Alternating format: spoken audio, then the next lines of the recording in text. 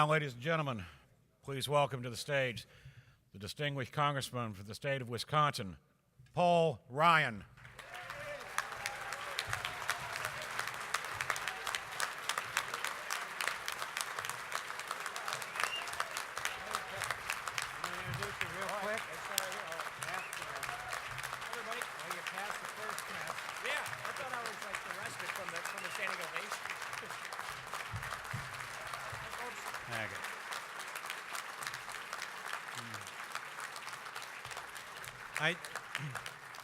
I know how tight our schedule is, and particularly how tight the congressional schedule is.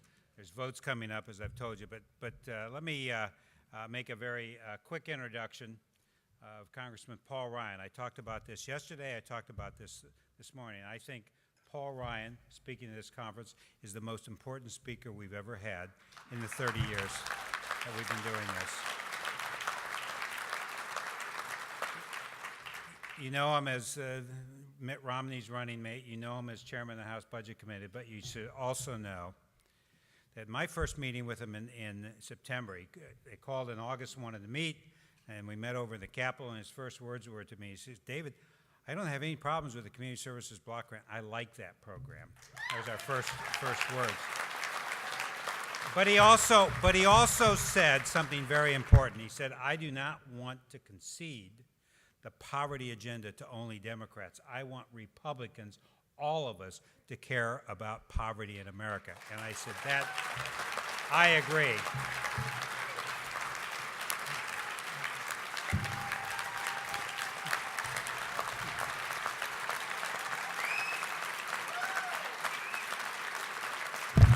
From the bottom of my heart, I can tell you this, and he knows this.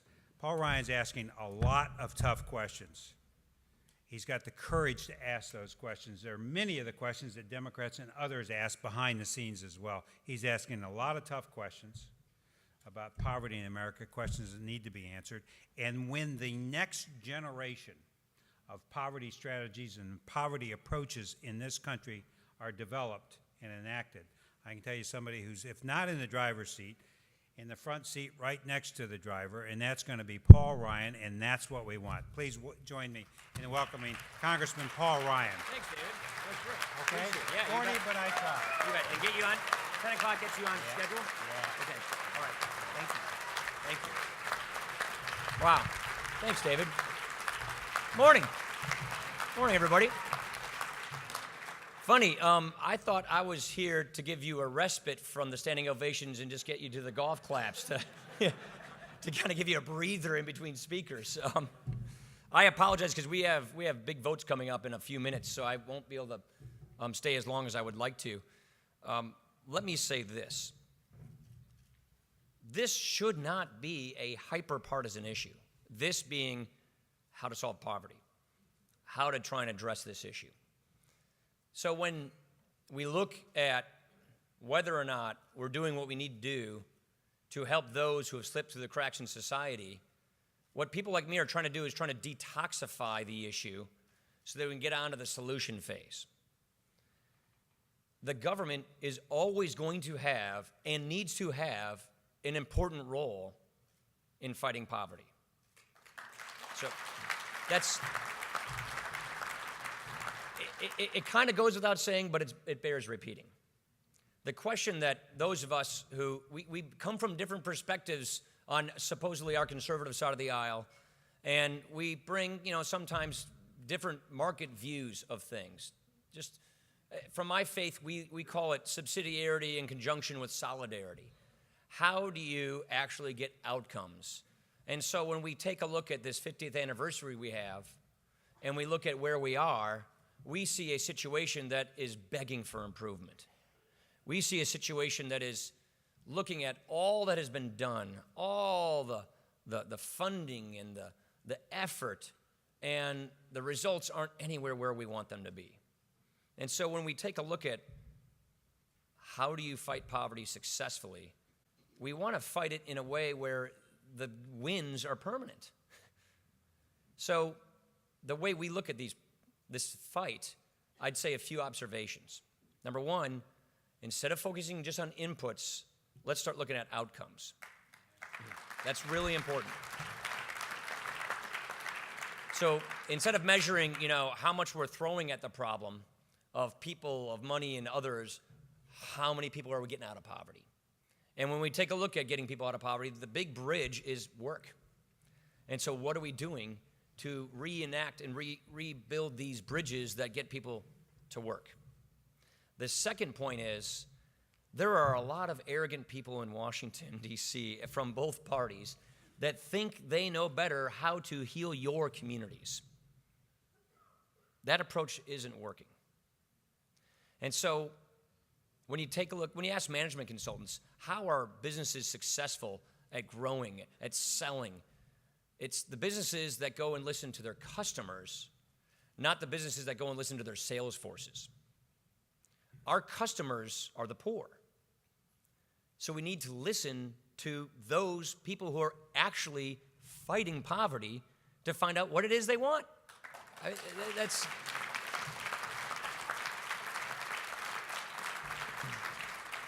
And what many of us have learned is you can learn a lot. If you go into poor areas, into neighborhoods, into homes, into families, and learn and listen, you can learn a lot. And what we're trying to figure out is we know we're going to have a huge investment. We know this is a big priority. Let's learn a few lessons. Well, a couple of lessons I think we've learned is we've isolated the poor in many, many ways in our country, in our society. We have sort of walled off the poor into enclaves, into areas, into zip codes in our minds. And what we have to remember is the government has an important role to play, but it's not the only role. We as individuals, as people in our communities, we have to step up as well. And one of the inadvertent casualties of this war on poverty is I think we have reinforced this notion to the average everyday American that I'm paying my taxes, we're working 2 to 3 jobs in our family, it's busy, it's tough, and this poverty problem that I see in my community, the government's going to fix that. That's government's job. It's not. It's everybody's job.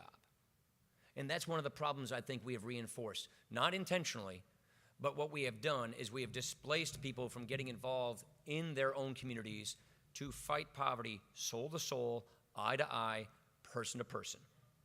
And so what I mean when I say that is we've got to have a better eye toward, this is why I like this block grant, because it is local. I mean, you got bureaucracies at the state level, you got bureaucracies at the federal level, which is an issue.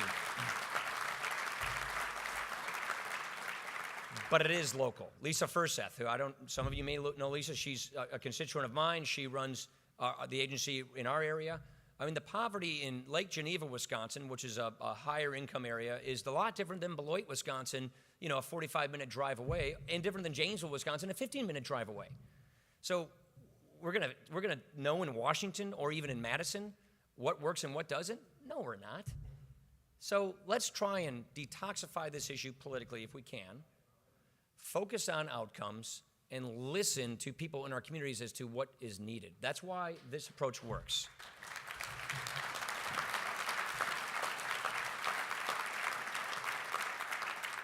And as we do that, I think we can learn a lot. And as we do that, we can focus on outcomes, not on inputs, not on processes, not on paperwork. And what we want to be able to achieve at the end of the day is a reintegration of our communities. What we want to focus on is this notion that people need, earn, and deserve second chances in life. If you go and talk to people who are fighting poverty, who are trying to create this on-ramp and this bridge back into a life of upward mobility, of promise and potential, one of the things we will have to do in society, and by the way, in government in some ways, is to enjoy the idea and the story of redemption. Everybody makes mistakes in lives. And a lot of people who make mistakes in lives truly transform themselves, truly want to get back on a better path. That's got to be cool in society. That's got to be a good thing. That's got to be something that we are proud of seeing and proud of happening.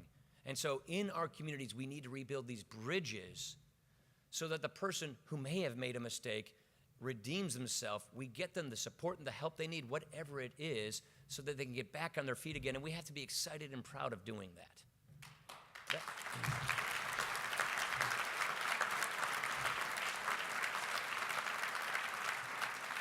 And so from the policymaker standpoint, we look at this as what's a better way to achieve a better outcome? How do we customize this support? I mean, you know, as an economics person, we look at high marginal tax rates and all these funding cliffs that basically make it really hard for a person to make a rational decision to move from dependency to independence, to self-sufficiency to work. We see all these barriers that say to the rational thinking person, boy, if I go take this job, I lose more than what I gain by going to work. We've got to fix that. We, as policymakers, that's a big problem. We don't want to do that.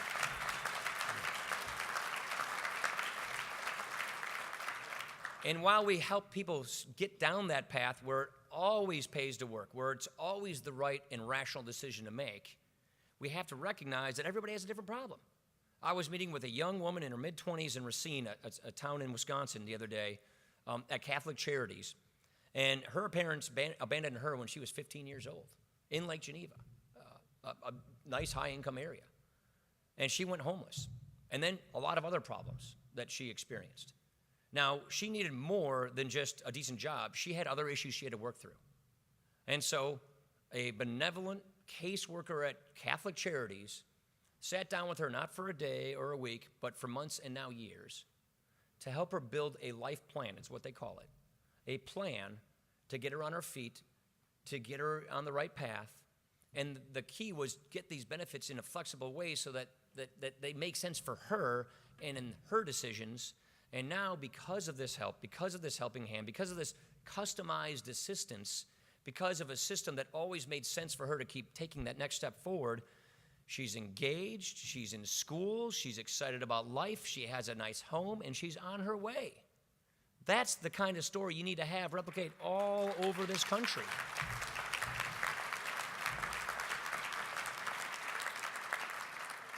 So this is a debate we want to have a discussion.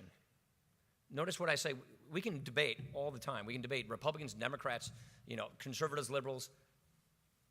Let's have a discussion. Let's acknowledge. Let's acknowledge that the government has an important role to play. Let's acknowledge that people in our communities have an even more important role to play in many ways.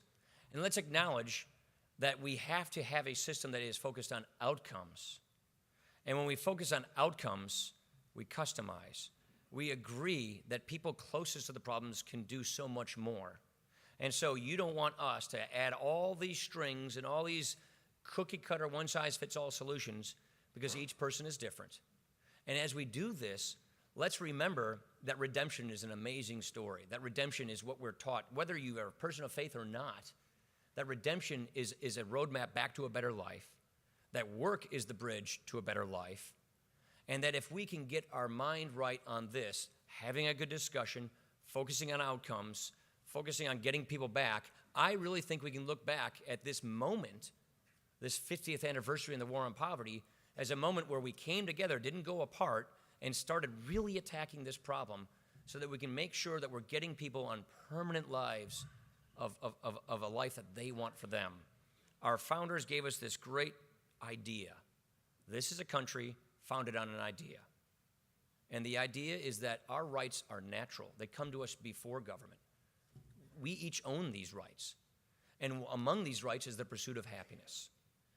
The flourishing and the ability that our rights are protected so that we can pursue happiness to reach our potential and make our lives what we want it to be. A lot of people don't see that. A lot of people haven't enjoyed the fruits of this idea. And if we can make sure that we can attack this and reignite the American idea, reignite this pursuit of happiness, and make sure that everybody has it in this country, we'll look back at this moment and think that our lives were well-lived lives. That is what we're trying to do. This is the conversation we're trying to have. We want outcomes. We want improvements. And at the end of the day, I think we will lick this problem. Thank you very much. Appreciate what you're doing.